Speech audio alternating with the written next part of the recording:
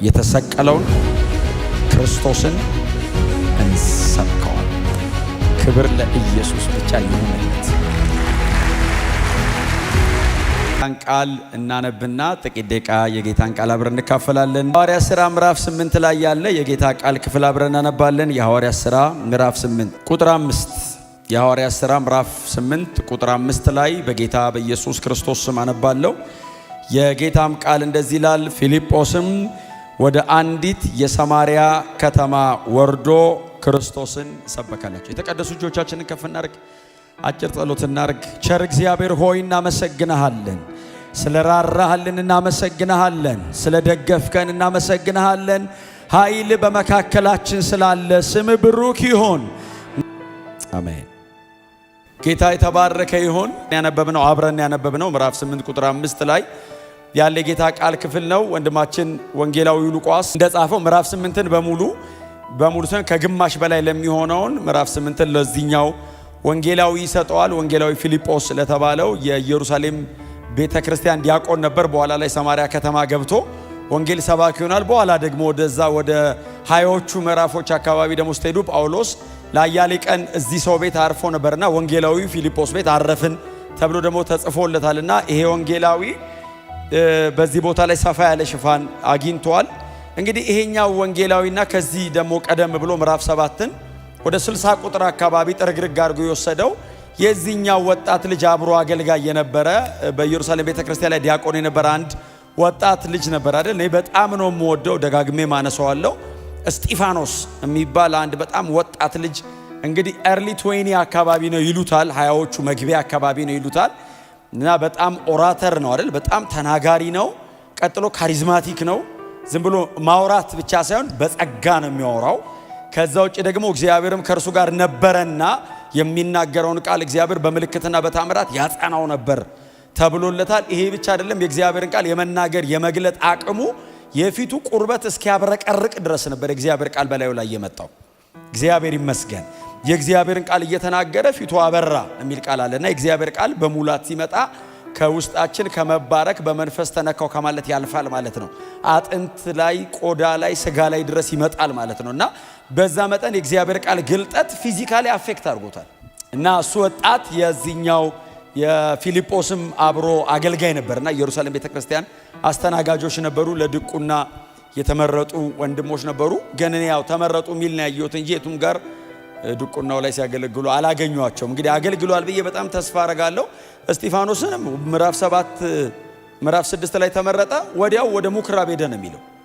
ምኩራብ ሄደና የእግዚአብሔርን ቃል መስበክ ጀመረልና እንደውም ከነፃ ውጪ ምኩራብ ከሚባል ስፍራ የመጡ አንዳንድ የአሌክሳንድሪያ ከተማ ሰዎች ማለት ሰሜን አፍሪካ በጣም በሕጉ የበረቱ ማለት ነው መጥተው ሊከራከሩት ሞከሩ ይልና ሁሉንም በሁሉ ፊት ይረታቸው ነበር የሚል ቃል አለና ይናገርና ብቻቸው ነው የሚያስቀራቸው። ቲፎዞቸውን በሙሉ ይዞ ኢየሩሳሌም ቸርች ይመጣል። ጌታ የተባረከ ይሁንና ከሰዎቹ በቀር ምንም አይቀሩም፣ በአደባባይ ነው የሚረታቸው የሚል ቃል አለና ልጁ ግሪክ ሀገር ተወልዶ ያደገ አይሁዳዊ ነው። ስለዚህ የግሪክ ፍልስፍና እውቀትም አለው። አይሁዳዊ ቢሆንም ግን ተወልዶ ያደገው ግሪክ ሀገር ነው። በጣም የበረታ ነው ማለት ነው። በዚህ እውቀት በጣም የበረታ ነውና እሱ ልጅ ሰበከ።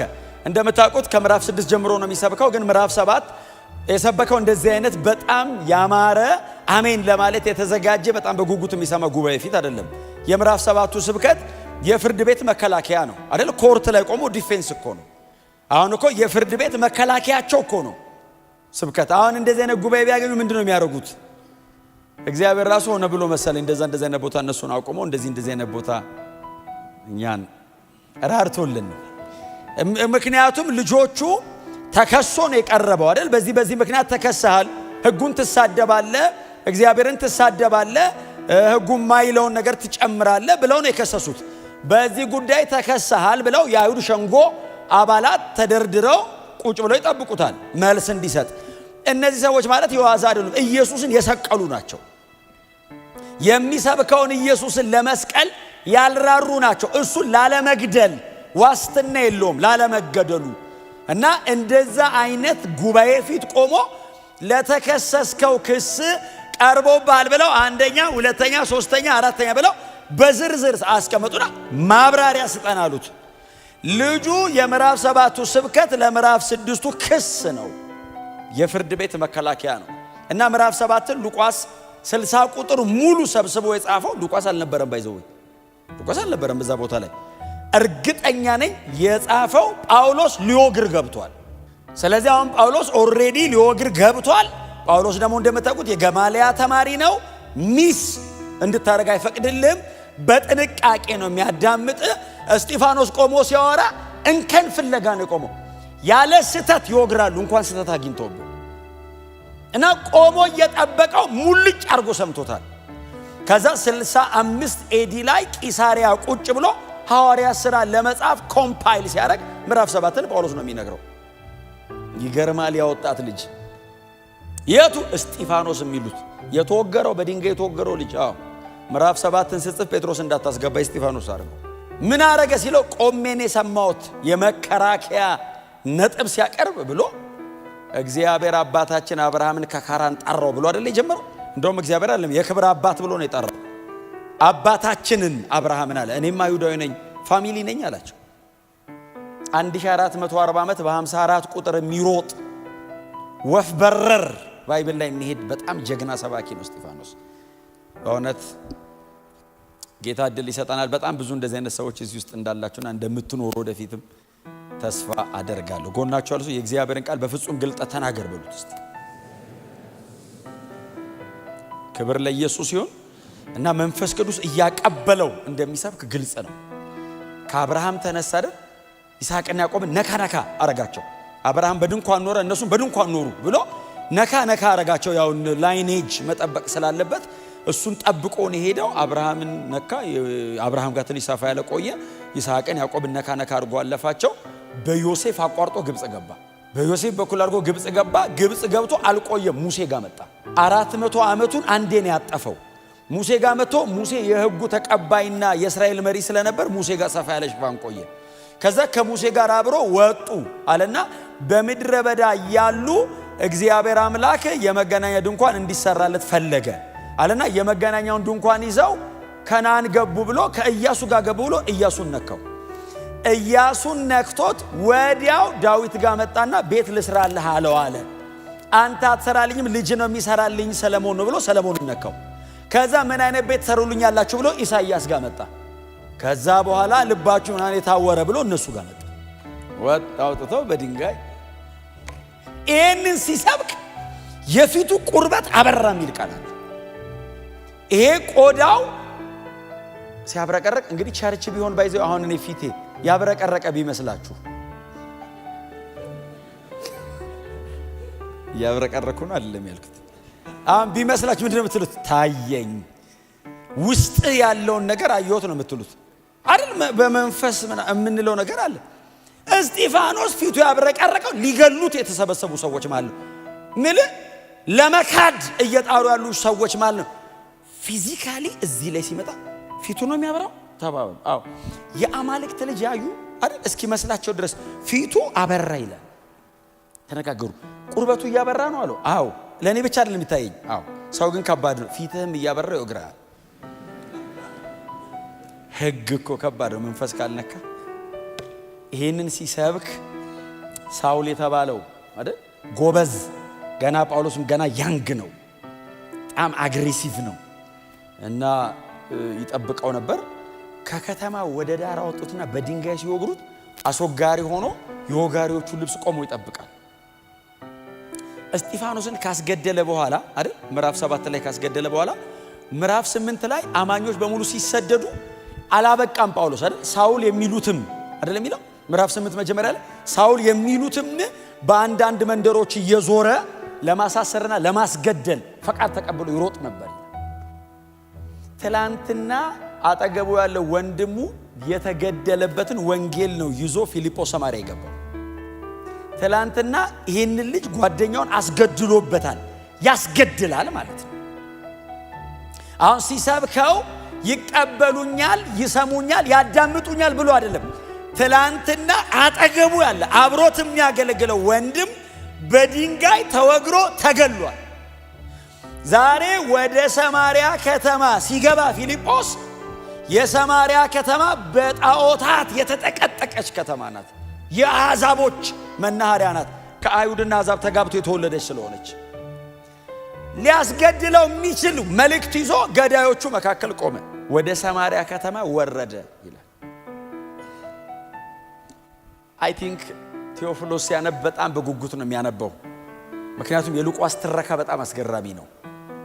በጣም አስገራሚ ነው ትረካውና ቴዎፍሎስ ምዕራፍ 7 እስጢፋኖስ ተገደለ ተብሏል። ቴዎፍሎስ የመጽሐፉ ተደራሲ ማለትና የግሪክ ሀገር ከበርቴና ባለስልጣን ስለነበር ቀጥሎም ደግሞ የመጽሐፉም አሳታሚ ነበር ይሉታል። ተጽፎ እንዲቀመጥ የሚያደርግ ነውና አሁን እንደኔ ሐዋርያ ሥራን ጨርሶ አይደለም እየተመለሰ የሚያነበው የመጀመሪያ አንባቢ ነው። አሁን እናንተ የመጀመሪያ አድማጭ አይደላችሁም፣ ታስተዋውቃላችሁ አስተማማችሁ። እስጢፋኖስን ከኔ በላይም ደጋግማችሁ ብላችሁት ሊሆን ይችላልና ቴዎፍሎስ ግን እያነበበ ነው። ወይ ምናልባት እንግዲህ ትልቅ ሰው ስለሆነ ክቡር ሆይ ሂዝ ኤክሰለንሲ የሚል ከፊት ስላለው ባለስልጣንም ሊሆን ስለሚችል አጠገቡ የሚያነብለት ሰው ሊኖር ይችላል። እና ምዕራፍ 7 እየተነበበለት በእስጢፋኖስ ስብከት በፊቱ ማብረቅረቅ በጣም ተደንቆ እሺ እያለ ወገሩት ተብሏል። አስወጋሪው ሳውል ነው የሚል እያነበበ ነው። ቀጥሎ ምዕራፍ 8 ይሄ ሳውል የሚሉ ሰውዬ አላቆመም፣ እያሳደዳቸው ነው። ደቀ መዛሙር ተበትኖም አልበቃውም፣ እንደገና ለማስገደል እየሄደ ነው። ይሄ ሳውል የሚሉ ሰውዬ ታሌላ ገና ምዕራፍ 9 ጋር አልደረሰም። ዳነ የሚለውን አላነበበም ገና። ባለስልጣን ነው ብናስይዘው ጥሩ ነው። ወንጌል ቢሄድ እያነበቡ ነው። ፊልጶስ ሰማርያ ከተማ ወረደ ሲል እሺ ቀጥል። ከዛስ ወርዶ ምን አረገ? ትላንትና በወንጌል ምክንያት ተገሏላ ሰው ተወው ይሄን ወንጌል። ሰማርያ ከተማ ገብቶ ነገደ። ሰማርያ ከተማ ገብቶ ሌላ ርዕስ ያዘ። ሰማርያ ከተማ ገብቶ ኑሮውን ቀጠለ።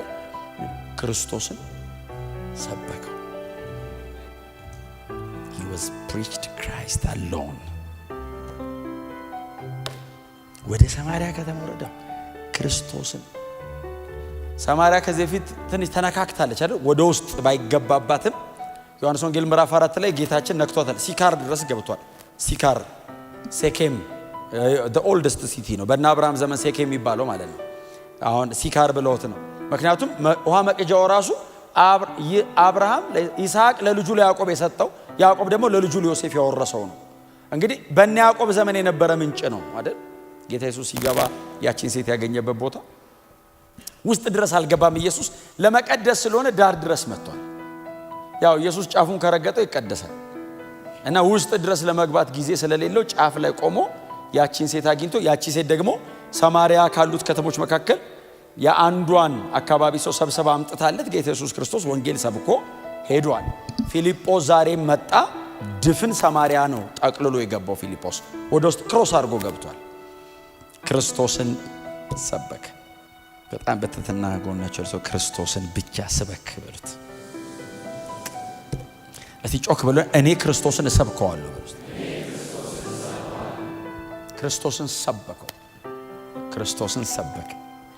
ይሄ ወጣት ክርስቶስን ሲሰብክ ምናልባት መጽሐፍ ቅዱስ ላይ በጣም ውስን ቦታ ብቻ የምታገኟቸው አንዳንድ ቃላቶች አሉ። ከተማው በሙሉ በደስታ ተሞላ የሚል ቃል አለ። እንዴት ከተማ በሙሉ ደስ ይለዋል? ግነት አይነት ነገር ተጠቅሞ ነው ብዬ አላምንም። እኔ መጽሐፍ ቅዱስን በቁሙ ነው የምረዳው። በቁም ሊትራል በሆነ መንገድ በቁሙ ነው የምረዳው። ወንጌል ሲሰበክ ሰዎች ነፃ መውጣት ሲጀምሩ፣ የእግዚአብሔር ልጅ ኢየሱስ ክርስቶስ መሰበክ ሲጀምር ድፍን ከተማ በደስታ ተሞላ። የፊልጶስ አቴንሽን ክርስቶስ ነው። የፊልጶስ የመልእክቱ መካከል ክርስቶስ ነው። ስለ ሌላ ጉዳይ አያወራም። ሌላም ነገር ሲሆን ሐሳቡን አይወስደውም። ታምራት ተደረጉ ይላል። ቀጥሎ ግን ፊልጶስ ሌላ ነገር ሰበከ አይልም። ወደ ታች ወረዱና አንብቡት። የኢየሱስን ስምና የእግዚአብሔር መንግሥት ሰበከ ነው የሚለው። ቀጥሎ ሌላስ ምን ሰበከ? እስኪ ሰብክ ድረስ ነው የጠበቁት። ሲሰብክ ተአምራት ተከናውኗል። እግዚአብሔር በዚህ ስብከት በኩል ብዙ ምልክት አድርጓል። ምን ሰበከ? ቀጥሎስ የኢየሱስን ስም እና የእግዚአብሔር መንግሥት ሰበከ የሚለው ቃል ትንሽ ጠንከር ያለ ቃል ነው የሚጠቀመው። የወንጌላይዞ አይነት ብቻ ሳይሆን ኬሩሶ ነው አይደል የሚጠቀመው ቃል። ዝም ብሎ ሰበከ ማለት አሁን አደባባይ ላይ ቆመን እንደምንሰብከው አይነት ስብከት ብቻ አይደለም። የፊልጶስ እንደ ትእዛዝ ነው ያወራው። ጌታን ብትቀበሉ ጥሩ ነው አይደለም ያለው፣ ተንበርከኩ ነው ያላቸው። ወንጌላዊ ሲኮን እንደሱ ነው የሚኮነው። ክብር ለእግዚአብሔር ይሁን። እና የሰበከው ኬሩሶ ነው፣ ትእዛዝ ነው። ኢየሱስ ክርስቶስ ብቻ ነው ብሎ ሰበከ። ድፍን ከተማ ተንበረከከ። ድፍን ከተማ ሐሴት አደረገ። መጽሐፍ ሲነግረን ወንጌል ሲገባ የሚገለጡ ነገሮች አሉ። ሲሞን የተባለ ጠንቋይ እኛንን ጠንቋይ ያልነው በኋላ ላይ ነው ሉቃስ ወደታች ወርዶ ጠንቋይ የሚለው እንጂ የከተማው ሕዝብ ታላቁ የአምላክ ኃይል ብለው ነው የሚጠሩት። የእግዚአብሔር ኃይል ነው ብለው የሚጠሩት። ራሱን ጰራቅሊጦስም ነኝ ብሎ ይጠራል። የምትጠበቀው መሲህ ነኝም ይላል። ኔኔቫ ለምትባለው ማምላክ ባል ነኝ ይላል። ብዙ ነው ብቻው። እና ፊልጶስ እየሰበከ ያለ ሲሞን መጣ ይላል። ፊልጶስ ሆይ አለው። አቤት አለው። አንተ የምትሰብከውን ይህንን ወንጌል እኔ መቀበል እፈልጋለሁ አለው። እሺ አለው። የፊልጶስ ቢዝነስ አይደለም ጠንቋዩ። የሲሞን ማንነት የፊልጶስ ፕሮግራም ውስጥ የለም። ፊልጶስ ክርስቶስን ብቻ ነው የሚሰብከው። እግዚአብሔር አይናችንን ሰብስቦ ልጁ ላይ ያርግልን። እውነቴን ነው የምነግራችሁ። ስለ ሌላ ነገር እያወራን ዘመናችን እንዳያልቅ ጊዜ የለንም። ኢየሱስ ሊመጣ በደጅ ነው። ስለ ብዙ ነገር እናውራ ካልን ርዕሱ አያልቅም፣ እድሜያችን ያልቃል። አያችሁ፣ ነካክተን የማንፈውሰው ብዙ ነገር አለ ቆስሎ የሚቀር። ኢየሱስ ካልን ግን እኛም ማንደርስበት ቦታ ገብቶ ይፈውሳል። ጮክ በሉና ኢየሱስ በሉ ውስጥ ክርስቶስን ሲሞን መቶ ተንበረከከ። ዋው አላለም ፊልጶስ። ማንም ሰው እንደሚድነው ነው መቶ ሄዳ ነው። በወንጌል ፊት ኖርማል ኦርዲነሪ ግለሰብ ነው። ተንበረከከ። እንደሚቀበሉት ተቀበለ። ከዛ አብሮ ተቀላቀለ። ፊልጶስ ከሲሞን ላይ አጋንንት አላወጣም። ሁሉም ጮሆ አይወጣም ማለት ነው። ረገጠው። ዶሚኔት ነው ያደረገው። ቴሪቴሩ ላይ መጥቶ እንዳይሰራ አረገው። ፓራላይዝ አረገው አይደል? ሁሉም አሁን እንደዚህ አይደለም። አሁን ይወስን እኮ ነው ጮሆ የሚወጣው አይደል? የብዙ ሰው እኮ ዝም ብሎ ነው ሄደው ቸርች መጥቶ ቸርች ይመጣ በዛው ቀረ እንትን ከኋላ መንፈስ ቅዱስ እዚህ ያገኘው በቃ። እና የሲሞን ረገጠው። ሃይራርኪ ነው በጣም ረግጦ ሰማርያን ይዞ ነበር። ገንጥሎት ወጥቶ ረገጠው። አልቻለውም። ሬዚስት አላረገው። ልቀበላለው ተቀበለ። አብሮ ተቀላቅሎ ሲኖር መጽሐፍ ቅዱስ ሲናገር ፊልጶስ አገልግሎቱን እየጨረሰ እያጠናቀቀ ስለነበረ የኢየሩሳሌም ቸርች ጴጥሮስና ዮሐንስን ለመንፈስ ቅዱስ ሙላት እና ያለውንም ነገር ደግሞ እንዲያስተካክሉ ላከቻቸው። ቤተክርስቲያን ሰዎቹ መጡ። ጴጥሮስ እንደምታውቁት በጣም አግሬሲቭ ነው። በጣም አግሬሲቭ። ድሮች እኩል ነበር። መንፈስ ወርዶበት ማቹር ሲያደርግ ደግሞ አግሬሲቭ ነው፣ አይታገስም። መጣ ጴጥሮስ እና እጅ ጭናሉ።